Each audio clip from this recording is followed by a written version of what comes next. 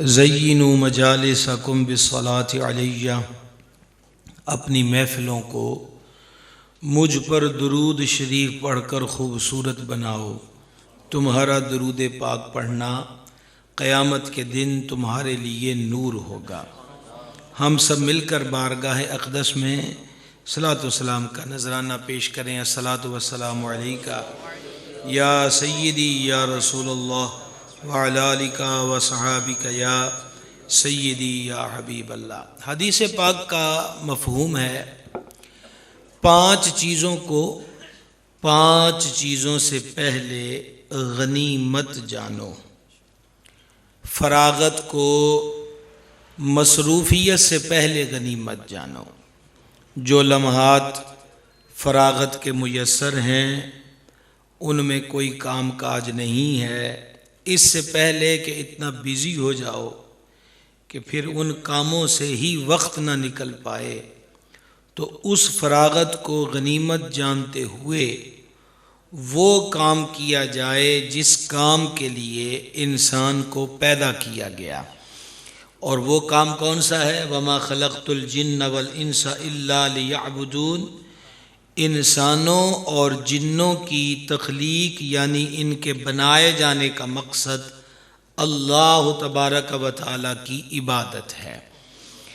احباب گرامی قدر، اگر ہم غور کریں تو ہمارے پاس بہت سارا وقت ہوتا ہے جو فضول چلا جاتا ہے، بیکار چلا جاتا ہے، اور بسا اوقات اس فراغت کو غلط کاموں میں مصروف کر لیا جاتا ہے، جس سے وہی وقت اور وہی فراغت گناہوں کے جمع ہونے کا سبب بن جاتی ہے۔ آج سے کم و بیش 15 سے 20 سال پہلے کی بات ہے کہ ریلوے اسٹیشن پر، بس اسٹاپوں پر ہم یہ دیکھتے تھے کہ ہمارے ہی بزرگوں کی جیبوں میں سورہ یاسین شریف ہوتی تھی، پاکٹ سائز کے قرآن پاک ہوتے تھے۔ وہ ٹرین کے انتظار میں یا بس کے انتظار میں کہیں نہ کہیں بیٹھے بیٹھے جیب سے سورہ یاسین نکالتے، تلاوت شروع کر دیتے۔ اب سورہ یاسین شریف کی بات چلی تو سید عالم علیہ السلام نے فرمایا ہر چیز کا ایک دل ہوتا ہے اور قرآن کا دل سورہ یاسین ہے۔ اور ایک حدیث شریف میں فرمایا جو ایک بار سورہ یاسین شریف پڑھے اللہ تعالیٰ اسے 10 قرآن پڑھنے کا ثواب عطا فرماتا ہے۔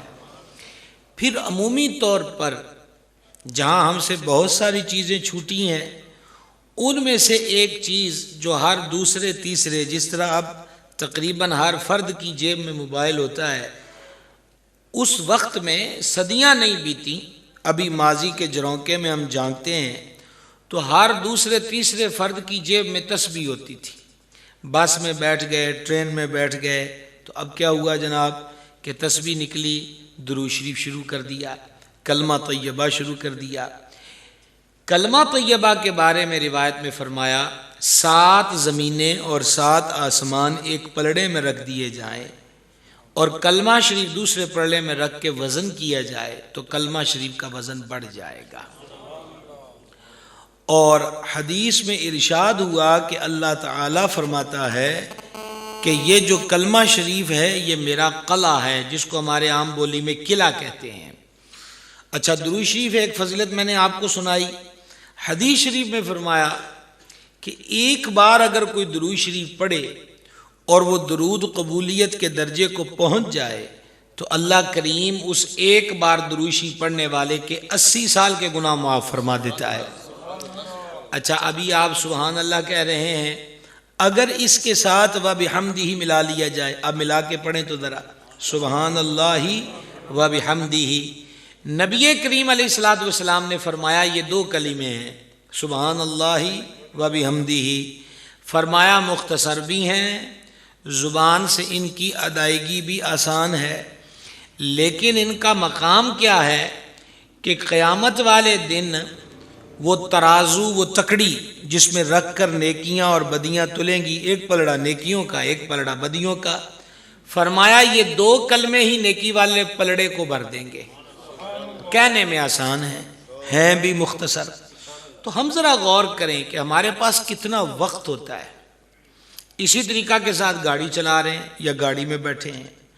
اب تو جہازوں میں یہ دیکھا جاتا ہے کہ جب جہاز اڑان بھر لیتا ہے تو پھر اس وقت نیٹ ورک جواب دے جاتے ہیں۔ اب موبائلوں کے اندر ایک خانہ گیموں کا رکھا ہوا ہے، اب وہ نکالی اور گیم شروع کر دی، ہر دوسری تیسری سیٹ پر بندہ گیم کھیلتا ہوا نظر آتا ہے۔ اور غور کیا جائے تو فضاؤں کے اندر ہے اور محض بھروسہ اللہ کی ذات پر ہے۔ وہ تو ہم گلی میں بھی چل رہے ہوں تو تب بھی مالک کریم حفاظت فرمانے والا ہے۔ تو ہم غور کریں کہ جو وقت، جو فراغت نیکیاں کمانے کی تھی، جو لمحات ذکر فکر کے تھے، وہ لمحات بھی فضول اور بیکار چلے گئے۔ کجا یہ کہ ہم صبح اٹھ کے تہجد کی نماز پڑھیں، کجا یہ کہ اشراق چاش کے نوافل پڑھیں، کجا یہ کہ رات کو 2 نفلوں کے اندر آدھا قرآن پڑھنے کی کوشش کریں۔ تو کم از کم جو وقت ہمیں دستیاب ہے اس وقت کو تو اس کی وقت بڑھا دی جائے۔ حضرت مفتی احمد یارخا صاحب نعیم رحمت نے لکھا ہے اس روایت کو کہ 2 جنتی جنت میں ایک ہی درجے میں لیٹے ہوئے ہوں گے، ایک کروٹ بدلے گا، پانسا پلٹے گا تو کستوری کی خوشبو آئے گی، اور دوسرا دیکھا دیکھی کہ میں بھی کروٹ بدل کے دیکھوں، وہ بدلے گا تو کستوری کی خوشبو نہیں اٹھے گی۔ عرض کرے گا الہی درجہ بھی ایک ہے، ہمارا ایک ہی مقام پر ہیں، لیکن یہ فرق کیوں ہے؟ تو جواب ملے گا کہ اس بندے نے دنیا میں تجھ سے 1 مرتبہ زیادہ سبحان اللہ پڑھا تھا۔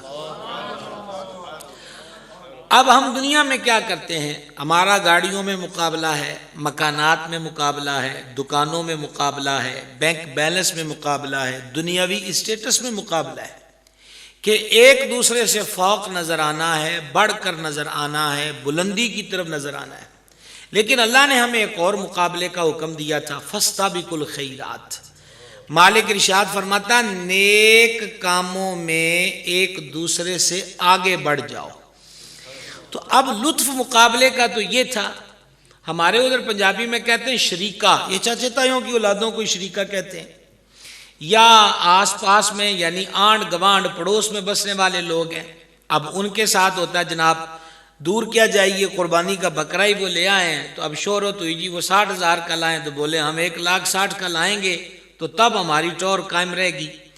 لیکن اصل مقابلہ کیا تھا کہ جس کے ساتھ بھی ہمارا شریکہ ہے، ہمیں معلوم ہوا کہ وہ 5 نمازیں پڑھتا ہے، تو اگلے دن ہم تہجد شروع کر دیں کہ میں نے اس سے آگے بڑھنا ہے۔ جس دنیا میں ہم آگے بڑھ رہے ہیں وہ دنیا وہیں کی وہیں رہ جانی ہے، ہم نے کہیں اور آگے بڑھ جانا ہے۔ اور وہ کون سی جگہ ہے؟ الہاکم التکاثر حتی زرتم المقابر، کثرت کی طلب و خواہش و تمنا و سٹرگل نے ہلاکت میں ڈال دیا، یہاں تک کہ انہوں نے قبروں کا منہ دیکھ لیا۔ فراغت، تو ان فراغت کے لمحات کو غنیمت جانا جائے۔ اب میں کوئی موبائل کی قباحتیں بیان کرنے کے لیے نہیں بیٹھا، اس کی ضرورت ہے، اس کے فوائد ہیں اور ہم خود اس سے مستفید ہو رہے ہیں، لیکن مزید آگے بڑھیں تو وہی بات ہوئی نا، فراغت کو مصروف ہونے سے پہلے غنیمت جانو۔ اب وہ وقت بھی تھا۔ اب میں نوجوانوں کو اکثر کہا کرتا ہوں کہ بزرگوں کی صحبت میں بیٹھا کرو، تم ابھی تجربہ گاہ سے گزر رہے ہو، یہ 50، 55، 60 سال کے بزرگ 40، 45 سال کے تجربے کر چکے ہیں۔ یہ بھی ماضی قریب کی بات ہے، یوں کہیے ابھی کل کی بات ہے کہ بیٹا شادی شدہ بھی ہو جاتا تھا تو ماں کے قدم دبا کے سوتا تھا، باپ کی خدمت کر کے سوتا تھا، سونے سے پہلے ماں باپ کو پوچھتا تھا کسی چیز کی ضرورت تو نہیں، آپ کو کچھ چیز تو نہیں چاہیے۔ اب دور نے ایسا پلٹا کھایا ہے کہ باپ اپنے بستر پہ کرا رہا ہے، ماں اپنے بستر پہ تڑپ رہی ہے، اور صاحب ہیں کہ موبائل کے ساتھ ہینڈ فری لگا کر وہ اپنی مستی میں مگن ہیں اور اپنی دنیا کے اندر کھوئے ہوئے ہیں۔ تو جب یہ ہماری مرضی ہے کہ ہم وقت کو کہاں خرچ کرتے ہیں، یہ ہماری مرضی ہے کہ ہم وقت کا استعمال کیا کرتے ہیں۔ غلط کریں گے سامنے آ جائے گا، اور درست انداز پر کریں گے، جیسا میں نے ابھی آپ کی خدمت میں مثال عرض کی، تو پھر اس کا بھلا دنیا میں بھی پائیں گے اور انشاءاللہ آخرت کے اندر بھی پائیں گے۔ دکاندار حضرات ہیں، دکان پر بیٹھے ہیں، ابھی گاہک نہیں آیا، تو ہم اس کو کیسٹوں پر بات کو ختم نہ کر دیں کہ دکانداروں کا معمول ہے کہ صبح صبح دکان اوپن کی تو تلاوت قرآن ٹیپ ریکارڈر لگا دیا اور خود لگ گئے جھاڑو تروکے کے اندر۔ ایسا نہیں ہے۔ حضرت سید الطائفہ سیدنا جنید بغدادی رضی اللہ تعالیٰ عنہ، یہ حضور سرکار غوث اعظم اور حضرت داتا سرکار کے مشائخ میں سے ہیں، پیروں میں سے ہیں۔ ان کی دکان تھی، یہ صبح جب دکان کھولتے تو 400 رکعتیں ادا فرماتے تھے اور اس کے بعد دکان اوپن کرتے تھے، یعنی کپڑا گرا لیتے تھے، پہلے نماز پڑھتے نوافل، اس کے بعد پھر اس کو اٹھا دیتے۔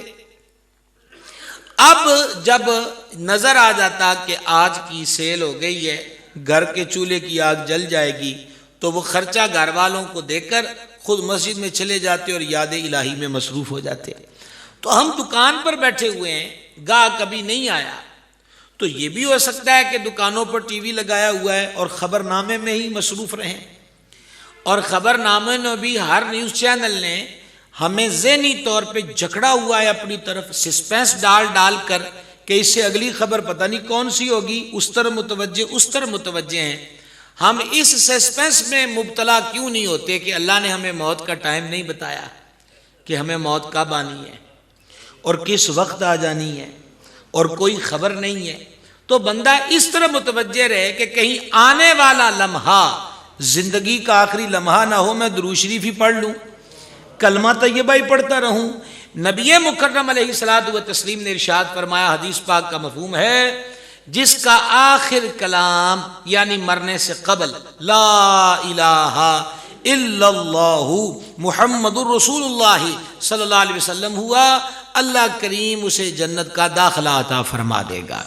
تو ارشاد فرمایا کہ فراغت کو مصروف ہونے سے پہلے غنیمت جانو کہ ابھی ٹائم ہے، اس ٹائم کی قدر کر لو، تمہارے کھاتے کے اندر خیر جو ہے، خوبیاں جو ہیں، نیکیاں جو ہیں وہ جمع ہو جائیں۔ دوسری چیز ارشاد فرمائی حضور جان نور علیہ الصلوۃ والتسلیم نے، فرمایا کہ صحت و تندرستی کی حالت کو مرض میں مبتلا ہونے سے پہلے غنیمت جانو۔ تندرستی ہزار نعمت ہے، یہ ایک مشہور ایسی بات ہے جو کہ ہسپتالوں کی دیواروں پہ بھی لکھی نظر آیا کرتی تھی اور گاہے گاہے مختلف مقامات پر، اور شک کوئی نہیں ہے اللہ تعالیٰ نے انسان کو جو بڑی بڑی نعمتیں عطا فرمائی ہیں ان میں سے ایک بہت بڑی نعمت تندرستی ہے۔ اچھا، جو آپ حضرات آ چکے ہیں، آپ سے یہ گزارش ہے کہ آپ متوجہ رہیں گے، ہر گیٹ کی انٹری پہ آپ جائیں گے تو یہ وقت بھی ضائع چلا جائے گا کہ بات کہاں سے کہاں چلی جائے گی، اور ایک نقطہ محرم سے مجرم کر دیتا ہے، اور دعا پر ایک نقطہ ہی لکھی ہے تو وہ کہیں اور جا کے چلی جاتی ہے۔ متوجہ رہیں گے، ربط میں رہیں گے تو انشاءاللہ کچھ سمجھنے کو مل جائے گا۔ کیا گزارش کر رہا تھا؟ تندرستی ہزار نعمت ہے، شفا یابی کی حالت اور کیفیت۔ یاد کیجئے زندگی میں کبھی رات کے پچھلے پہر داڑھ میں درد ہوا ہو تو کتنی اذیت تھی، کان میں درد شروع ہو گیا ہو تو کس قدر تکلیف تھی، اس وقت محسوس ہوتا ہے کہ تندرستی کیا چیز ہے۔ الحمدللہ ہم چل پھر سکتے ہیں۔ معذور کی طرف غور سے دیکھا کیجئے کہ خدا نہ خواستہ ہماری وہ صورت ہوتی تو کیا ہوتا۔ للہ الحمد، کروڑ کروڑ حمد اس رب کریم کے وجہ کریم کے لیے کہ ہم دیکھ رہے ہیں، بینا ہیں، نابینا نہیں ہیں۔ یہ بینائی کتنی بڑی دولت ہے، کسی نابینا کی طرف دیکھیے۔ سیدنا امیر المومنین فاروق اعظم رضی اللہ تعالی عنہ، آپ کچھ حضرات کے ہمراہ کہیں تشریف لے جا رہے تھے تو ایک آدمی کو دیکھا کوڑ کے مرض میں مبتلا ہے اور نابینا ہے اور معذور بھی ہے۔ اب کتنی صورتیں ہوں گی، معذور بھی ہے، کوڑ میں بھی ہے، نابینا بھی ہے۔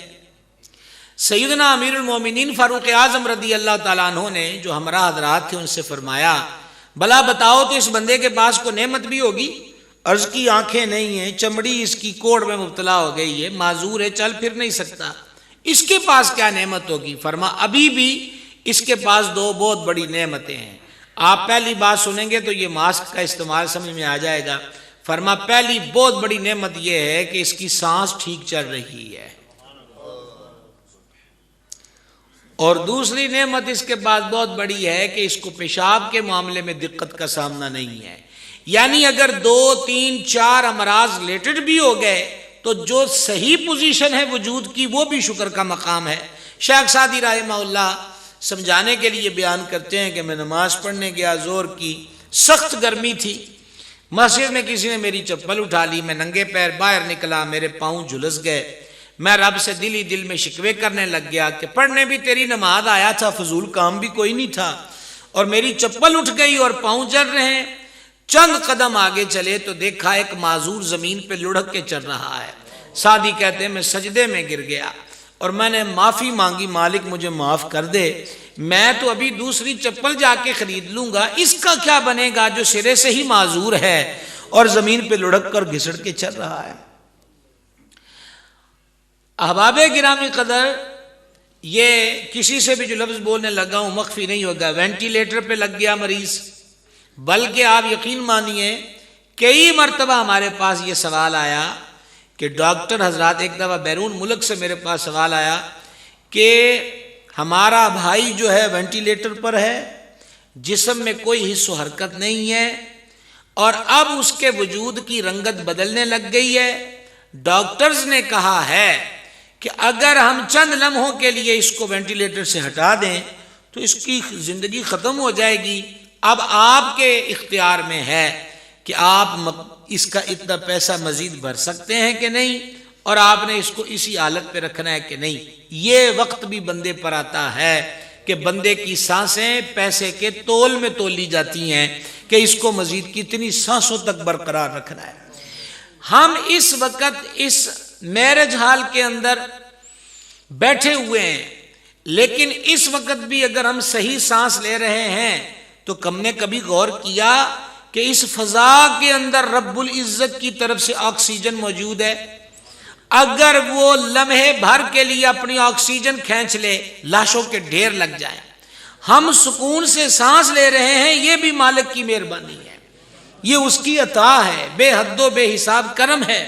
مہربان جل شانہ فرماتا فاعتبروا یا اولو الابصار، آنکھوں والو عبرت حاصل کرو، جا بجا دیکھو گے تو قدرت کے مظاہر، قدرت کی کرم نوازیاں، عطائیں اور نوازشیں اور کرم فرمائیاں نظر آئیں گی، اور ایک ایک بات ایسی ہے کہ سوائے سجدے کے کوئی اور چیز نظر نہیں آتی کہ بندہ سجدے میں گرا رہے اور اللہ تبارک و تعالیٰ کا شکر ادا کرتا رہے۔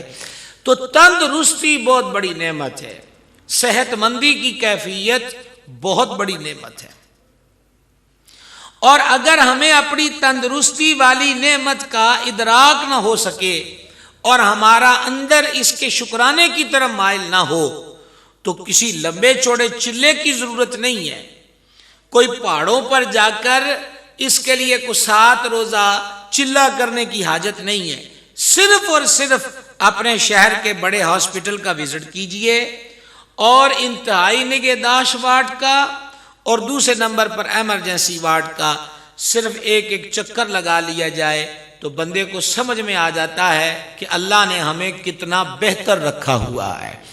وہ سسکتے کراتے ہوئے مریض، وہ آکسیجن کی نالیوں اور پیشاب کی نالیاں اور خوراک کی نالیاں،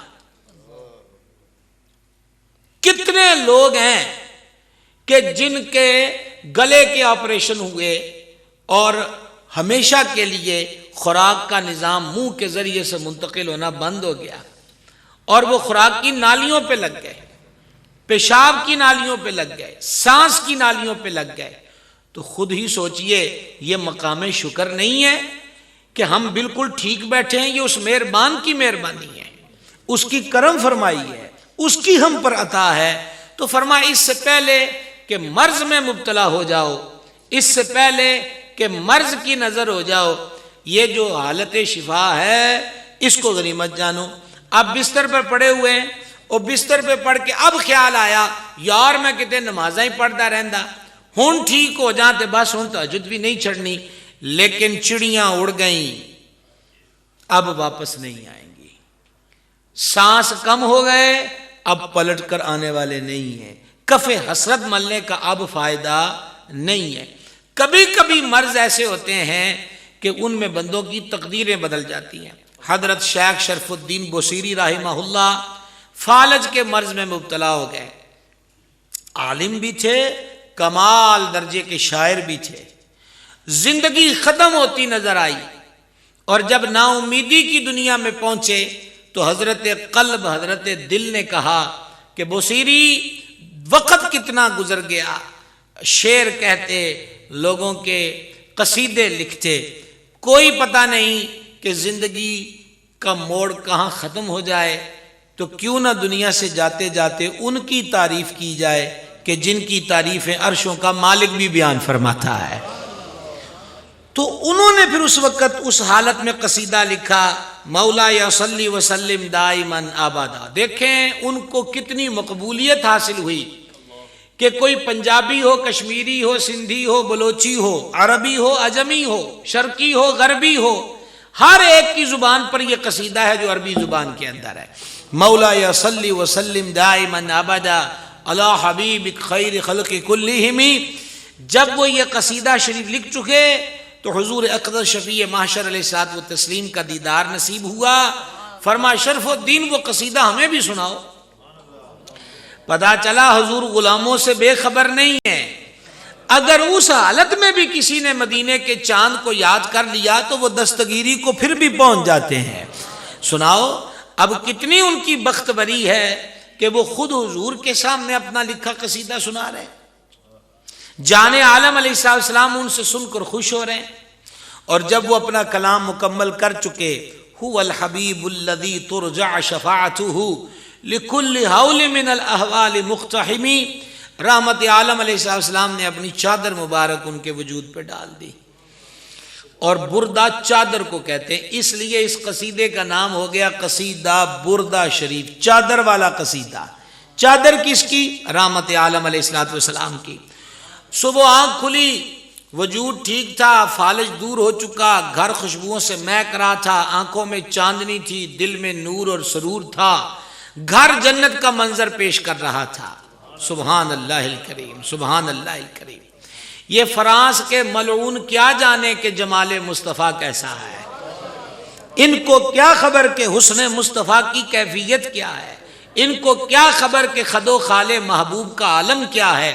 ایک اور دربار رسالت میں محبوب کا پسندیدہ نعت گو شاعر عرض کرتا ہے، وَأَحْسَنُ مِنْكَ لَمْ تَرَ قَطُّ عَيْنِي، جانے جہاں میری آنکھ نے آپ جیسا حسین دیکھا ہی نہیں ہے۔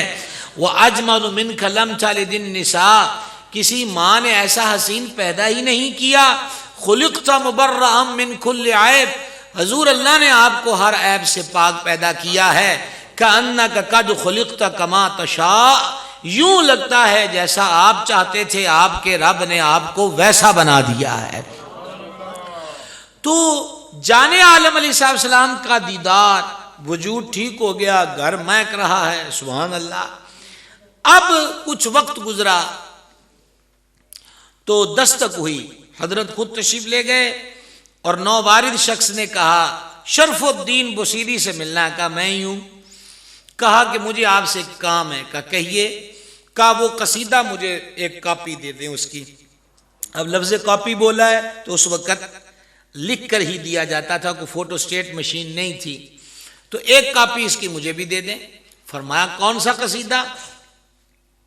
کہا وہی جس میں شعر ہے، مولا یا صلی وسلم دائماً ابدا۔ حضرت حیران ہو گئے کہ میرے کمرے کی بات ہے، وہ فیس بک تو نہیں ہے نا کہ ابھی شیئر کی اور 500 بندوں نے پڑھ لی، یہ کہاں؟ کہا آپ کو کیسے پتا چلا؟ یہ تو میرے ہی حجرے کا راز ہے۔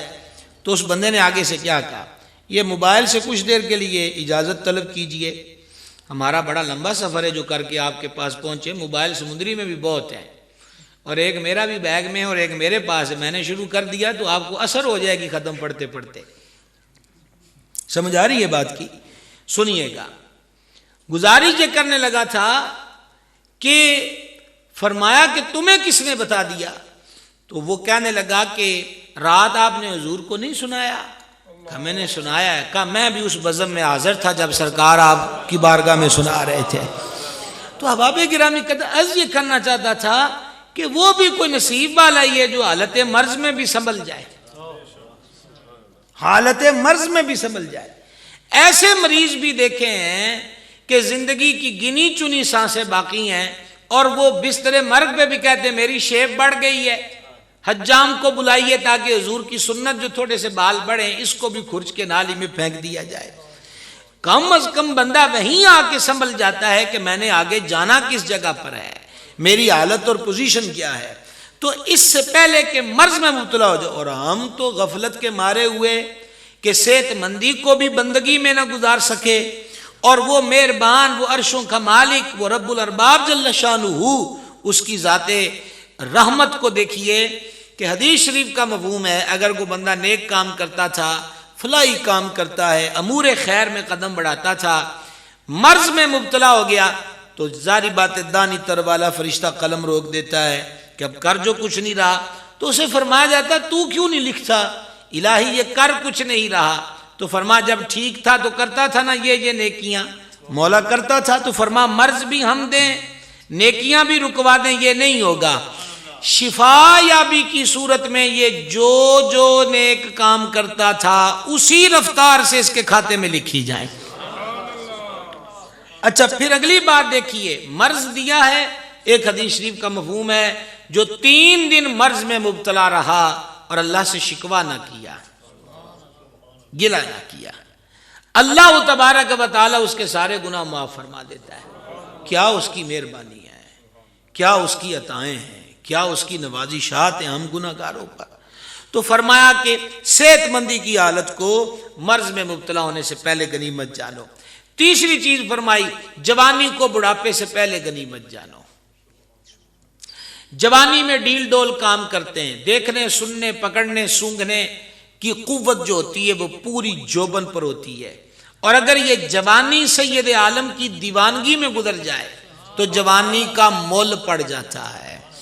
جوانی ترمذی شریف کے تفسیر والے چیپٹر میں حدیث شریف ہے، قیامت کے دن جو 5 سوال ہوں گے ان میں سے 2 سوال یہ ہیں، عمر کن کاموں میں صرف کی، کیسے گزری، اور جوانی کن کاموں میں خرچ کی۔ حالانکہ جوانی زندگی کا حصہ ہے، جوانی کے زینے طے کر کے بندہ بڑھاپے کی دہلیز تک آتا ہے، لیکن عمر پوری کا سوال الگ ہوگا اور جوانی کا سوال الگ ہوگا۔ وجہ کہ جوانی میں تو پورا وجود بندے کا ساتھ دے رہا تھا، بڑھاپا آ گیا، راشا تاری ہو گیا، ہاتھ کانپنے لگ گئے، سینس وہ نہ رہی، دیکھنے سننے کی قوت وہ نہ رہی، اور دوسری بات یہ کھانے پینے کا وہ معاملہ نہ رہا، چلنے پھرنے کی وہ قوت نہ رہی۔ اب وہ گر پڑ کے کہتا ہے کہ میں نے تسبیح پکڑ لی، اگرچہ اب بھی اللہ نہیں دھتکارتا، کسے ٹائم بھی کوئی آ جائے، یہ اس کی مہربانی ہے۔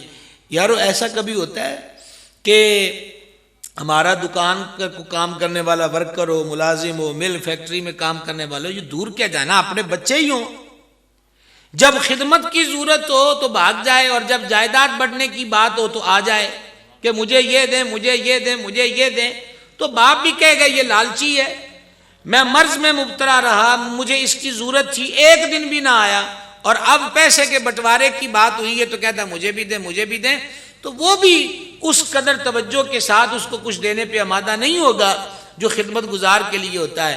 عرشوں کے مالک کی حمد ہے، وہ رحمان ہے، وہ رحیم ہے، وہ مہربان ہے، وہ کریم ہے، ستار و غفار ہے۔ کتنی کریمی ہے اس کی، 70 سال کا بابا بھی توبہ کی توفیق مل گئی اور اب وہ سجدے میں گر کے معافی مانگتا ہے، تو رحمت عالم خبر دیتے ہیں التائب من الذنب کمن لا ذنب لہ، کہ گناہوں سے توبہ کرنے والا ایسا ہے جیسے اس نے کبھی کوئی گناہ کیا ہی نہیں، مالک معافی عطا فرما دیتا ہے۔ تو اب بھی کوئی قدم نہ بڑھائے تو قصور تو اس کا ہے۔ تو جوانوں یہ بھی یاد رہے، حدیث کے اندر یہ مضامین موجود ہیں، قرب قیامت 40 سال کے لگ بھگ عمر رہ جائے گی، اور ہم جو اس وقت دیکھ رہے ہیں پچھلی پیڑھی کے لوگ 50-60 کی عمر میں آج بھی نظر آتے ہیں، لیکن نئی نسل جو ہے وہ 35-36 سال کی عمر میں ہو گیا، ہارٹ اٹیک ہو گیا، جنازوں کا تسلسل ہے۔ شاعر نے جوانوں کے لیے کہا تھا، ڈال جائے گی یہ جوانی جس پہ تجھ کو ناز ہے، تو بجا لے چاہے جتنا 4 دن کا ساز ہے۔ یہ جو خوبصورت جوانی ہے، یہ جو قد و قامت ہے، یہ جو قوت ہے، یہ مخالفت کے لیے نہیں کہ رب بنانے والے کی مخالفت کی جائے، اس کا حسن یہ ہے کہ بنانے والے کی بندگی میں گزار دی جائے۔ مولانا روم نے کہا، زندگی آمد برائے بندگی، زندگی بے بندگی شرمندگی۔ کہا زندگی تو اس لیے ملی ہے کہ مالک کی بندگی کر، اور جس زندگی میں بندگی نہیں ہے وہ زندگی سوائے شرمندگی کے اور کچھ نہیں ہے۔ زندگی کا حسن یہ ہے، اگر جوانی کا دور اللہ رسول کے احکامات کی تعمیل میں گزر جائے تو بڑھاپے کی دہلیز پھر جنت کی دہلیز ہے، اگر جوانی میں شرم مل جائے۔ اچھا، اللہ تبارک و تعالیٰ کی عطاؤں کو دیکھیں۔ نبی مکرم شفیع اعظم علیہ السلام نے فرمایا، مفہوم حدیث ہے، فرمایا وہ نوجوان جو تنہائی میں بیٹھا اپنے رب کو یاد کر رہا ہو۔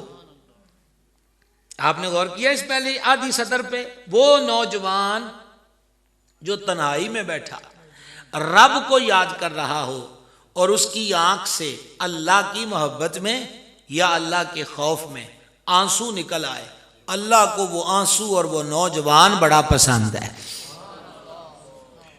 اب ہم غور کریں، ہماری جوانیاں کتنی گزر گئیں، کیسا کیسا وقت گزرا، ویزا نہیں لگا ہم اس پر تو روئے، انٹرویو میں پاس نہیں ہوئے اس پر تو آنکھوں سے اشک ٹپکے، دکان صحیح نہیں چلی، ضرورت کی چیز نہ ملی، ڈیمانڈ پوری نہ ہوئی، خواہش پوری نہ ہوئی، داڑیں ماری، بابوں کے پاس گئے، وظیفے کیے، اشک بہے۔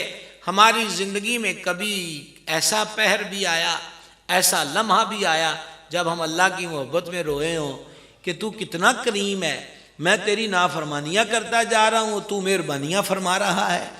ہاں جی، اب آپ دیکھیں نا، ایک سادہ سی بات ہے، 2-3 بار موبائل کی ٹلیاں بجی ہیں تو میرا مزاج برہم ہو گیا کہ بھائی آپ مجھے سنیے، میں آپ کو اتنی دور سے سنانے کے لیے آیا ہوں۔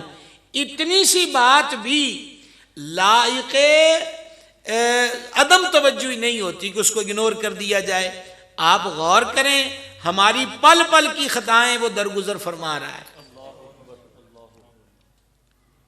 ملازم ٹھیک کام نہ کرے تو باس اس کا چل سانو اور بڑھے، ٹھیک ہے جی۔ اولاد اگر نافرمانی کرے تو اخباروں کے اندر ماں باپ اشتہار دے دیتے، ساڈے نال کوئی تعلق نہیں، یہ فارغ ہے۔ مجھے یہ بتائیے، ایک دکان والے کے لیے، ایک مل فیکٹری کارخانے والے کے لیے، ایک بہت بڑے مارٹ اور مارکیٹ والے کے لیے وہ یہ لفظ کہتا ہے کہ میں نے اور بڑے ملازم، رب کو اور بندے نہیں ہے، سارے دیو دے نے، اس کو کیا مشکل ہے کہ سب کو ایک کو فنش کر کے پھر نئی مخلوق کھڑی کر دے؟ ہے کو مشکل، لیکن کرم فرمائی دیکھے، اسی نس کے جانا بھی کتھے ہے۔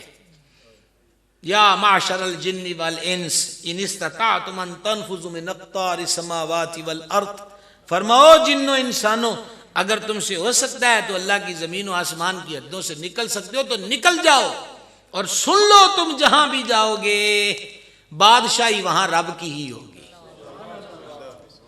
جہاں بھی تم نے جانا ہے۔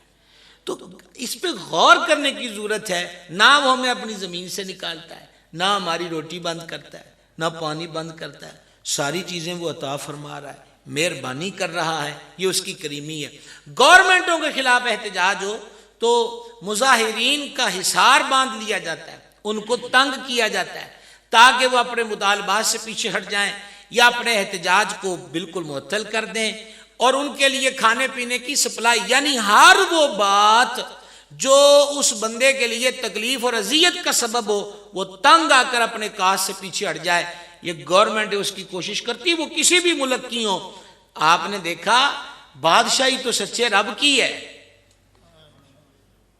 نماز نہیں پڑھی، ایسا تو نہیں ہوا کہ ساری رات اس وجہ سے اس نے کہا کہ اس کے پیٹ میں درد ہوتا رہے، ایسا تو نہیں ہوا۔ یہ غور کریں، لمحہ لمحہ ہم اس کے کرم میں بھیگے ہوئے لوگ ہیں اور محتاج کرم ہیں. تو اس لیے جوانی بندگی کی طرف لے جائی جائے.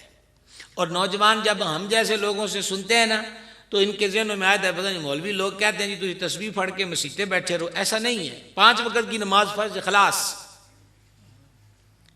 5 وقت کی نماز، وہ بھی ایک ہی وقت میں نہیں، مختلف 5 اوقات کار میں ہے. اور اس میں بھی ایک الگ رمزیں ہیں، الگ حکمتیں ہیں، وہ کسی اور وقت کے لیے.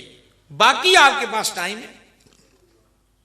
اب کیا کرنا ہے؟ کیا دین نے کاروبار سے روکا ہے؟ سید عالم علیہ السلام نے فرمایا جو حلال کمانے کے لیے ذلت کی جگہ پہ کھڑا ہوا وہ اللہ کے ہاں مجاہد فی سبیل اللہ کی طرح ہے، ایسا ثواب پاتا ہے. وہ روزی تو منع نہیں ہے، بلکہ روزی اس لیے کمائی، ماں باپ کی خدمت کروں گا، بال بچوں کو حلال کھلاؤں گا، وہ کسی کے آگے ہاتھ نہ پھیلائیں، میں کسی کے آگے ہاتھ نہ پھیلاؤں، اللہ کی راہ میں خرچ کروں. ان تمام اچھی نیتوں سے وہ کمائے گا جائز طریقے کے ساتھ، تو یہ بھی عبادت میں شمار ہوگا، ممنوع نہیں ہے.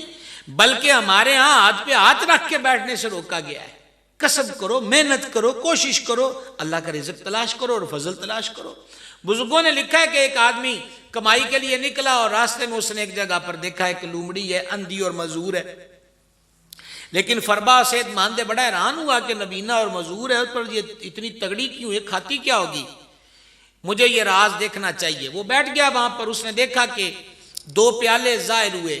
اب اسے دیکھا کہ لومڑی کیسے بڑھے گی، کیسے دیکھے گی. ٹیلے کے پار سے ایک بندہ آیا اور اس نے وہ 2 پیالے اس کے آگے کیے، جو بھی اس میں کھانے پینے کی چیز تھی لومڑی نے کھائی. اب یہ صاحب تو چوکڑی مار کے بیٹھ گئے. انہیں کہا لومڑی واسطے 2 پیالے آگے اسی تے بندے ہونے ہیں، سانو محنت کی کیڑی لوڑ ہے، ہم بھی بیٹھے رہیں گے. صبح سے دوپہر آ گئی، دوپہر سے شام آ گئی، رنگ زرد ہو گیا، بھوک پیاس نے تکلیف دی. غیر سے آواز آئی تو مر بھی جائے گا، پانی بھی تیرے منہ نہیں پانا. کہا یا اللہ لومڑی کو مل رہا ہے، مجھے نہیں فرمایا، وہ معذور ہے، ان کا انتظام علیحدہ ہے، تجھے ہم نے ہاتھ پاؤں عطا فرمائے ہوئے ہیں، تیرا کام کسب کرنا ہے اور ہماری شان ہے کہ تم پہ فضل فرمائیں اور تمہیں بہتر رزق عطا فرمائے. تو جوانی کو بندگی کی طرف گزارا جائے. اور چوتھی چیز میرے کریم علیہ الصلوۃ والتسلیم نے فرمائی کہ تونگری کو غربت و فقر و افلاس سے پہلے غنیمت جانو. تونگری بندے کی مالی پوزیشن بہتر ہے. مالی پوزیشن کے بہتر ہونے کا معیار کیا ہے، کرائیٹیریا کیا ہے؟ صوفیاء کرام رحمہم اللہ علیہم فرماتے ہیں کہ مالدار بندہ وہ ہے، مالی پوزیشن جس کی مستحکم اور بہتر کہی جا سکتی وہ ہے، نمبر 1 کہ تن ڈھانپنے کو کپڑا ہو، سر چھپانے کو چھت ہو، 2 وقت کی روٹی عزت سے ملتی ہو، اور چوتھی بات غور سے دیکھیے گا، اور کسی کے آگے ہاتھ نہ پھیلانا پڑتا ہو. جس کو یہ 4 چیزیں مل گئیں اللہ والے فرماتے ہیں وہ دنیا کا امیر ترین شخص ہے. باقی رہ گئی ہرس اور ہوس، 1 کے 2، 2 کے 4، 4 کے 8، یہ آخری سانس تک بھی نہیں مکنی. اکبر الہ آبادی نے کہا تھا سیٹھ جی کو فکر تھی 1 کے 10 کیجئے، وہ اس فکر میں تھا، موت آئی اور بولی صاحب جان واپس کیجئے. انہوں نے کہا تیرا کیلکولیٹر تو بند ہی نہیں ہونا، 4 کے 8، 8 کے 12، 12 کے 18، 18 کے 20 کرنے پر یہ کیلکولیشن تو تیری ختم نہیں ہونی. میاں ٹائم ختم ہو گیا ہے، چلو اب زندگی واپس کرو. یہ کھاتے ادھر کے ادھر ہی رہ جائیں گے. ہرس کبھی ختم نہیں ہوتی. حدیث شریف کا مفہوم ہے 2 حریص ہے جن کا پیٹ نہیں بھرتا، ایک دنیا کا حریص، ایک علم کا حریص. حریص لالچی کو کہتے ہیں، طمع والے کو کہتے ہیں، بہت زیادہ شدت سے کسی چیز کو طلب کرنے والے کو کہتے ہیں. ایک دنیا کا حریص، اس یہ بھی نہیں راجدہ، اور ایک علم کا حریص، یہ بھی کبھی سیر نہیں ہوتا. دنیا حدیث شریف کا مفہوم ہے 3 جنگل ہوں، ایک جگہ 3 پہاڑ ہوں، 3 وادیاں ہوں سونے کی، 2 انسان کو دے دی جائیں تو یہ 2 جنگل سونے کے لے کر بھی موڑ موڑ کے تیسرے کو دیکھے گا کہ جے کتے اے بھی لب جاندہ تو بڑی موج ہونی سی، 4 دن اور چنگے لنگ جانے سن. تو فرمایا یہ جو پیٹ والا برتن ہے نا، اس کو دنیا کی کوئی شے نہیں بھر سکتی سوائے قبر کی مٹی کے، اسی نے بھرنا ہے. حضرت سیدنا خواجہ اویس قرنی رضی اللہ تعالی عنہ وردہ جب ان کو سرکار سیدنا عمر بن خطاب رضی اللہ تعالیٰ عنہ ملے تو آپ نے ان کو 5 درہم دیے. بڑے غور سے یہ اگلی سطر سنیے گا. تو حضرت خواجہ اویس نے سرکار فاروق اعظم سے 5 درہم وصول نہیں کیے بلکہ اپنے جبے میں ہاتھ ڈالا اور 2 درہم نکالے اور کہا امیر المومنین بڑی دیر ہو گئی ہے، یہ 2 روپے جیب میں ہیں، میرے پاس تو اتنی گارنٹی بھی نہیں ہے کہ میں ان کو استعمال کروں گا، آپ مجھے 2 کے ساتھ ان 5 کی بھی گارنٹی دے دیں کہ ان کے استعمال کرنے تک زندہ رہوں گا. تو سرکار فاروق اعظم رضی اللہ تعالیٰ نے فرمایا میں یہ گارنٹی نہیں دیتا، آج کیا پھر مجھے معاف رکھیے گا، میں اتنا زیادہ پار نہیں چوک سکتا. سبحان اللہ الکریم. یہ اللہ والوں کا سسٹم ہے، یہ اللہ والوں کا نظام ہے. تو مال کا کیا کرنا ہے یہ بھی حدیث شریف ہے. اچھا جی آپ نے ادھر نہیں دیکھنا، ان کو علیحدہ مسئلہ ہوگا، آپ نے ادھر متوجہ رہنا ہے. میں ذرا اس معاملے میں تھوڑا حساس طبیعت کا ہوں. یہ انتظامیہ والے بھی کھپ کھپ نہ پان گیڑ شیڑتے تاکہ یہ ہمارے سامعین کو دائیں بائیں نہ دیکھے. گل بندے نے کرنی ہوگی کنچ کرنی چاہیے، جا بندے نے پھر مائک ہی پھڑ لینا چاہیے خطیب کولوں بھی کہ گل اینج ہونی ہے. توجہ ہے آپ کی جناب. گزاری یہ کر رہا تھا کہ مال اسی طرح جو میں نے وہ سنایا کہ زندگی اور جوانی، وہاں پر یہ سوال ہے کہ یہ قیامت کے دن بندے سے پوچھا جائے گا مال کہاں سے کمایا اور کہاں خرچ کیا. ہوس اور ہرس مال کی ہے جو بندے کو سود کی دنیا میں لے جاتی ہے، ملاوٹ کی دہلیز پہ لاتی ہے، دھوکہ، خیانت، ڈنڈی مارنا، 2 نمبری، لوگوں کے پلاٹ جائیدادیں زمینیں ہڑپ کر جانے. یتیموں کا مال نہیں لوگ چھوڑتے، ڈرتے نہیں ہیں کہ یہ یتیم کیوں ہوا، کا باپ کا سایہ سر سے اٹھ گیا اس لیے یتیم ہوا. تو اس نے کہا تیرے بھی تو بچے ہیں، تو اپنے لیے پسند کرتا ہے کہ تیرے بچوں کے پاس کوئی تیرا کمایا ہوا مال ہو اور لوگ اس پہ قابض ہو جائیں. تو مومن کی شان ہی نبی پاک علیہ السلام نے یہ بیان فرمائی ہے، جو اپنے لیے پسند کرے وہی اپنے مسلمان بھائی کے لیے پسند کرے. تو مال کی ہرس اور ہوس یہ ختم نہیں ہوتی، طلب حلال کی جائے. یہ جو واللہ خیر الرازقین بورڈوں پر اور گلے پہ اسٹیکر لگائے ہوتے نا، یہ بات دل پہ نقش کر لی جائے کہ اللہ سب سے بہتر رزق دینے والا ہے. سبحان اللہ الکریم.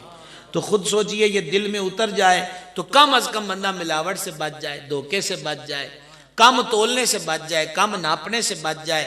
چیز داغی ہے، خراب ہے اور ڈیمیج ہے اور گاہک سے آنکھ چرا کر اس کے لفافے کے اندر ڈال دی، اس سے بچ جائے گا. اور یاد رہے حضرت مفتی احمد یحییٰ خان نعیمی بڑی پیاری ایک بات سمجھاتے ہیں، 1 لائن کی بات ہے، آپ غور کریں گے تو انشاءاللہ پہنچ جائیں گے وہاں.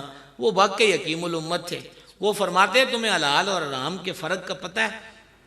انہوں نے کہا دیکھو عام روٹین کے اندر بھی بکرے بکریاں کتنے کاٹے جاتے ہیں جی، وہ تھوڑی بولی جاتے ہیں کنے کپڑے نے کھان واسطے. ہاں پھر قربانی کا موقع آئے لاکھوں لاکھ، حج کا موقع آئے لاکھوں لاکھ. انہوں نے کہا لیکن بکریوں کے ریوڑ کبھی کم نہیں ہوئے. اور اس کے مقابلے میں ایک کتیا جو ہے اس کے ہاں کتنے بچے جنم لیتے ہیں. گاڑی میں تربیت فرماتے ہیں اللہ والے، تو وہ فرما رہے تھے کہ بندہ خدا اللہ کریم نے فرمایا کہ جو اللہ پہ توکل کرے، اللہ سے ڈرے، اللہ اسے وہاں سے روزی دیتا ہے جہاں اس کا گمان بھی نہیں. تو ہمیں سمجھا رہے تھے کہ دیکھو انہوں نے ہماری کتنی دعوتیں کی ہیں. فرماتے تھے پہاڑوں میں روزی کا کیا کام ہے، نہ اتنے وسیع کھیت کھلیان، نہ باقی کو بہت زیادہ مل کارخانے. تو کہا اللہ تعالیٰ اپنے بندے کو روزی دیتا ہے، توکل کرے بندہ اس کی ذات پر. اور بڑی معذرت کے ساتھ اگر ہر کاروباری بندہ رات پلان کر کے یہ سویا ہو کہ سویرے ڈنڈی مارنی ہے اور سویرے اسی نیت سے گھر سے قدم باہر رکھا ہو کہ ناجائز طریقے سے کمانا ہے، تو پھر نیت تو اس کی اپنی خراب ہو گئی ہے. عرشوں کا مالک تو بڑا ہی مہربان ہے. وہ کہتا تو بھروسہ کر کے تو آ. حدیث شریف میں فرمایا اور پرندوں سے سیکھ لو، پرندے صبح گھونسلے سے نکلتے خالی پیٹ ہوتے ہیں، کوئی ان کی مارکیٹ نہیں، کوئی ان کا دفتر نہیں جہاں انہوں نے جا کے جاب کرنی ہے. پر پرندے کو پتا ہوتا ہے کہ شامی رب نے بھوکیاں نہیں آن دینا. تو فرمایا چڑیاں کہاں بھوکے نہیں آتے، تو مخلوق اس کی ہے جو سب سے بہتر مخلوق ہے، تجھے بھی روزی عطا فرمائے گا. اور وقت میرے بالکل ملحوظ ہے جناب، 12:30 ہوا چاہتے ہیں، اس میں چند لمحے رہ گئے. اور 5ویں بات ابھی رہتی ہے لیکن اس کا ایک حصہ ضرور عرض کرنے کا ہے، خیر خیرات کا جو سلسلہ ہے۔ مالدار حضرات جو صاحب جن پہ زکوٰۃ لاگو ہوتی وہ زکوٰۃ ادا کیا کریں۔ زکوٰۃ کے معاملے میں بندے کو بڑا گھبراہ پڑتا ہے جناب، اوئے ہوئے انہیں کہا جی لاکھ زکوٰۃ بن گئی، تو انہوں نے کہا تو لاکھ زکوٰۃ ویکھی یہ بنی کیوں ہے؟ غور فرمایا آپ نے اس سوال پر؟ یہ جو لاکھ زکوٰۃ بنی ہے انہوں نے کہا بنی کیوں ہے؟ یہ بھکاری کے ذمے کیوں نہیں آئی لاکھ کی زکوٰۃ؟ لاکھوں تھا تو لاکھ بنی نا جی، کیوں جناب؟ اب میں آپ کو بولنے کا پوچھ رہا ہوں جی، لاکھوں تھے تو لاکھ بنی نا، تو اگر پھر کنگال ہوتا پھر سر پہ ہاتھ رکھ کے دعائی دینی یا اللہ میں مر گیا میرے پلے کچھ نہیں، انہوں نے کہا اب اس نے لاکھوں دیا ہے اور وہ دے کر بھی فرماتا وَمِمَّا رَزَقْنَاهُمْ يُنْفِقُونَ کوڑوں تسی کچھ نہیں دینا، میرے دیے ہوئے میں سے خرچ کرنا ہے۔ تو لہٰذا آپ اپنے رشتہ داروں پہ خرچ کیا جائے، خصوصاً مستحق حضرات پہ، پڑوسیوں پہ خرچ کیا جائے، اور یہ بات نوٹ کر لیجئے دل کی تختی پر، سب سے پہلا حق اولاد جو اپنا مال خرچ کرے وہ اس کا ماں باپ ہے۔ وہ کون ہے جی؟ بولیں گے ذرا؟ ماں باپ ہے۔ باقی سارے دی باری بات چلتی ہے، ماں باپ کا حق مقدم ہے ہر ایک سے، اور آج ماں باپ ہی کو مائنس کیا گیا ہے اور پیچھے سے پیچھے رکھا گیا ہے۔ ماں باپ کو مائنس مت کیجیے۔ ویسے یہ قیامت کی نشانیاں کریم نے بیان فرمائی تھیں کہ بیوی کو ماں پہ ترجیح دیں گے اور دوست کو باپ پر ترجیح دیں گے، یہ سرکار نے قیامت کی نشانیاں بیان فرمائی تھی۔ ماں باپ کو ترجیح دیجئے، ماں باپ ہیں، ماں باپ کے سوا نہ گزارا ہے، نہ چھٹکارا ہے، نہ چارہ ہے کسی قسم کا بھی۔ اچھا میں آپ کی پرچی سے ڈرتا رہا کہ شاید آپ نے لکھا ہوا کہ ٹائم ہو گیا ہے، اچھا پھر ٹھیک ہے۔ عرض یہ تھی کہ اس بات کو ملحوظ رکھا جائے، ماں باپ پہ خرچ کیا جائے۔ ساڑھے منڈے کنڈے جناب کیا کرتے ہیں؟ پریشان رہتے ہیں جی میں دوستاں نو گفٹ کرنا ہے، میرا دوست یو کے رہنا ہے، میں انہوں سالگرہ دی شاید بھیجنی، پیسے نو پونڈاں کر کے بھیجنا ہے۔ جس باپ نے ساری زندگی کما کے دیا ہے او دا چاہ نہیں کدی کیتا کہ بڑے شوق سے اس کے لیے گھر سوٹ لے کر گیا ہو، اسپیشل کوئی بازار سے چیز لے کر گیا، ابا جی اے میں آج تہاڈے واسطے لے کے آیا، کتنا دل خوش ہوگا۔ اور حدیث شریف کا مفہوم ہے باپ کی رضا میں رب کی رضا ہے اور باپ کی ناراضی میں رب کی ناراضگی ہے۔ تو گویا ہمیں کیا بتایا گیا کہ اگر تم نے یہ دیکھنا ہے کہ تمہارا رب تم سے راضی ہے کہ ناراض، تو تمہیں کسی بابے کے پاس جانے کی ضرورت نہیں ہے، صرف ماں باپ کو دیکھ لو،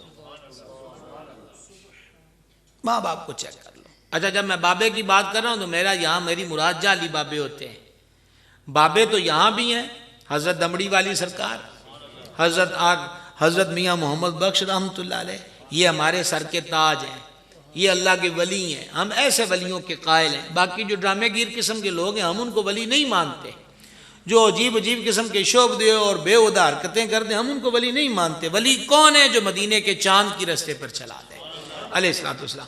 تو پہلا حق میرے بھائیوں ماں باپ کا ہے، ان کی خدمت کو ترجیح دیجئے ہر موقع پر، ہر میدان پر، اور جس بندے کو ماں باپ بڑھاپے میں مل جائیں اور وہ ماں باپ کی خدمت کر لے، سمجھ لو کہ اس نے جنت کا راستہ اپنے لیے آسان کر لیا ہے۔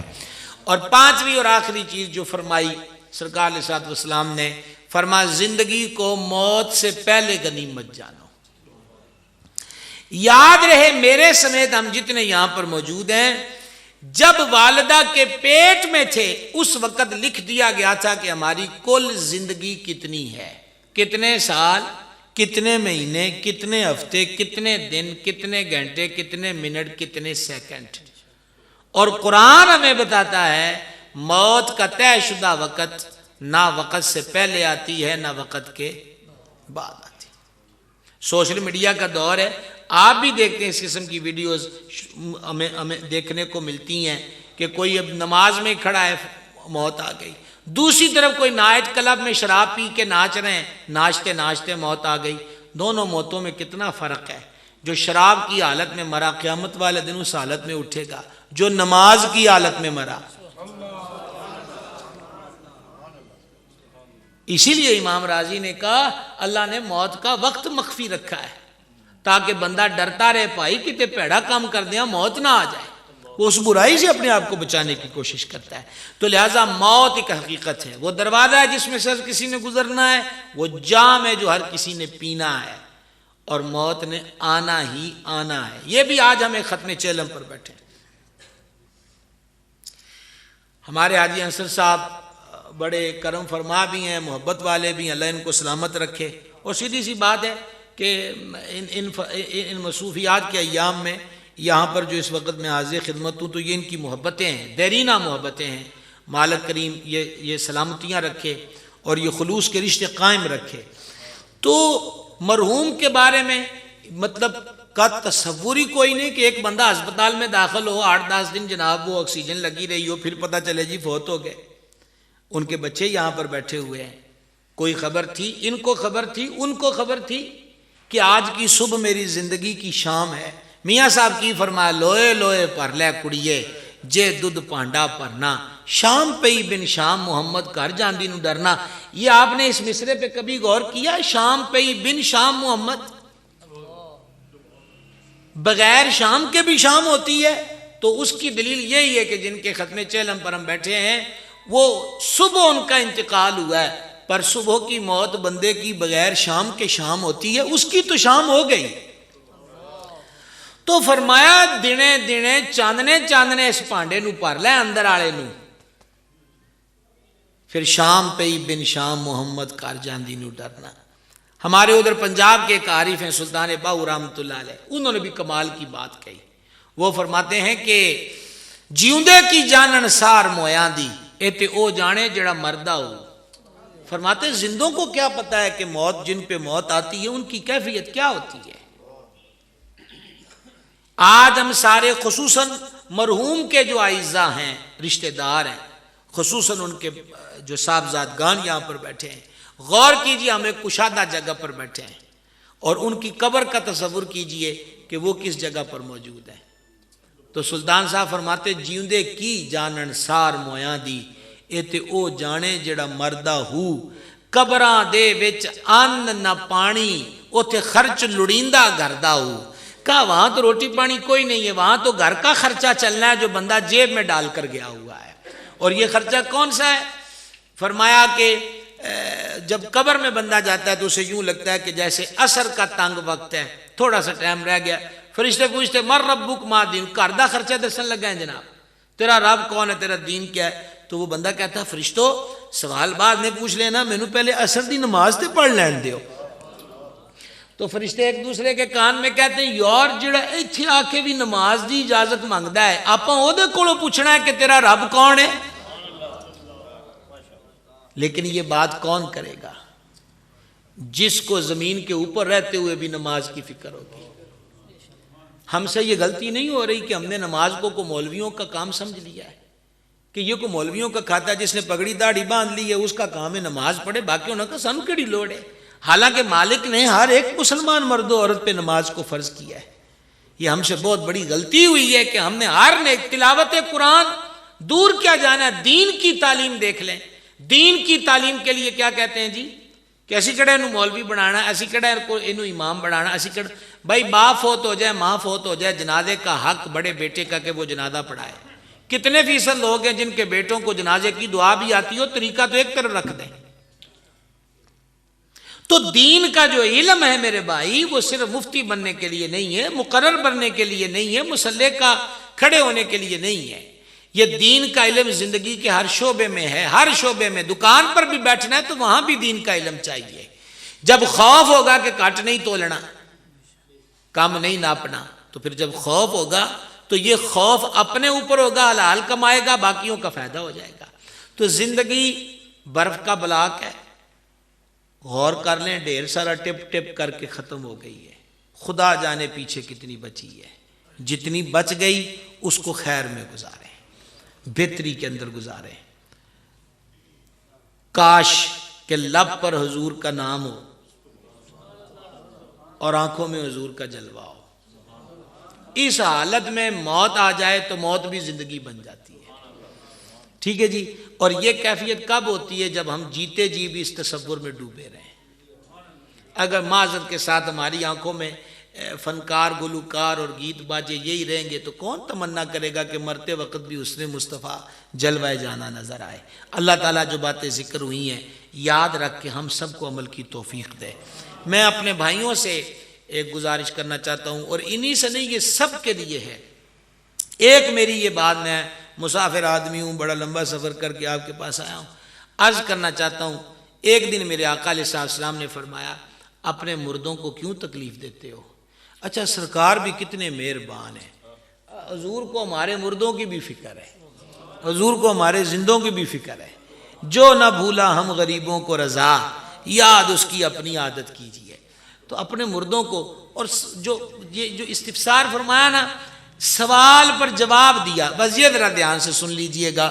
فرما گھر کی جو رپورٹ ہے نا جی، گھر کے معاملات کی، وہ قبر والے کے پاس جاتی ہے. اگر رپورٹ اچھی ہو بال بچوں کی، گھر والوں کی، تو ان کو خوشی ہوتی ہے، اور اگر برعکس ہو تو پھر ان کو تکلیف ہوتی ہے. تو گویا ارشاد کا مطلب وہ کام کر کے کہ جو دنیا میں وہ دیکھتے تھے ان کو دکھ ہوتا تھا، وہ کام کر کے اب ان کو قبروں میں بیٹھوں کو تکلیف کیوں دیتے ہو؟ لہٰذا کسی کے ماں باپ میں سے بھی کوئی فوت ہو گیا، یاد کرے کہ وہ کس برائی سے روکتے تھے، کس چیز سے ان کو دکھ ہوتا تھا. کم از کم وہ قبروں میں چلے گئے، اب ہمیں انہیں دکھی نہیں کرنا چاہیے. ذکر اذکار کریں، محبت سے رہیں. اللہ تعالیٰ عمل کی توفیق دے. وما علینا الا البلاغ المبین. یہ مجھے جو چٹ دی گئی ہے، دعوت اسلامی ہماری ایک عالمگیر دین کی تحریک ہے، سرکار کے دیوانوں کی. زندگی کے کثیر شعبہ جات میں ماشاء اللہ تعالی دعوت اسلامی کام کر رہی ہے، اور وقت کے اندر جو لوگوں کے عقائد و نظریات کی کشتیاں ڈگمگا رہی ہیں، سیدی اعلیٰ حضرت کی فکر کو فروغ دے رہے ہیں دعوت اسلامی والے. تو ظاہری بات ہے ان کے اتنے سارے شعبہ جات ہیں، اور حدیث میں ہے کہ ایک وقت آئے گا دین کا کام بھی مال کے بغیر نہیں چلے گا.